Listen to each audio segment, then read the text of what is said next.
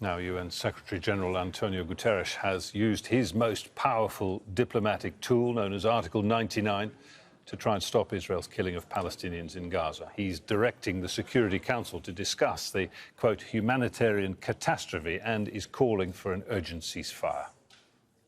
It is a very powerful move on behalf of the Secretary General, and we hope that members of the Security Council will be moved by it, and we hope the international community will be moved by it to push and put in place a humanitarian ceasefire.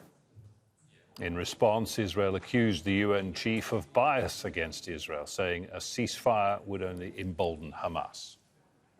A comment now on UN Secretary-General Antonio Guterres' Kafkaesque step to invoke Article 99 of the UN Charter.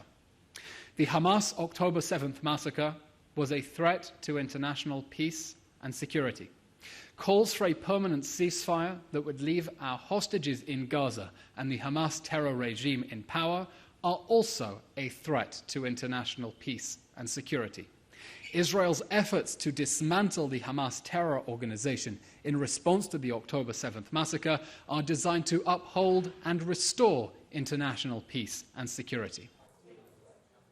Well, let's go to Imran Khan, who's in Tel Aviv for us now, Imran, and, a pretty contemptuous, really, response that to the best efforts of the UN's Secretary-General, and that's pretty much the same response Israel has given to all shows of pressure by countries around the world.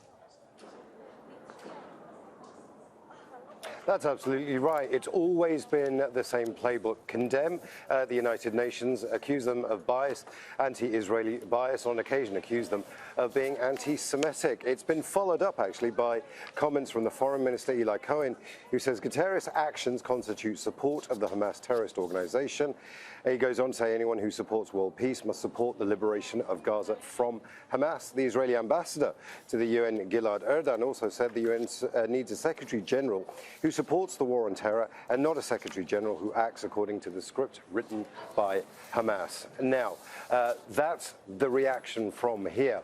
But Article 99 is about calling for a humanitarian ceasefire.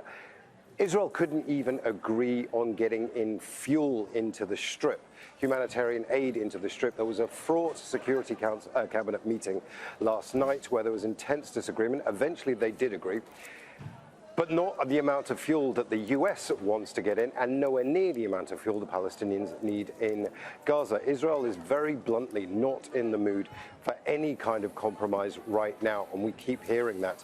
So how far this ceasefire, calls for a ceasefire go within the UN? It needs a buy-in from the United States, and that's simply not happening right now.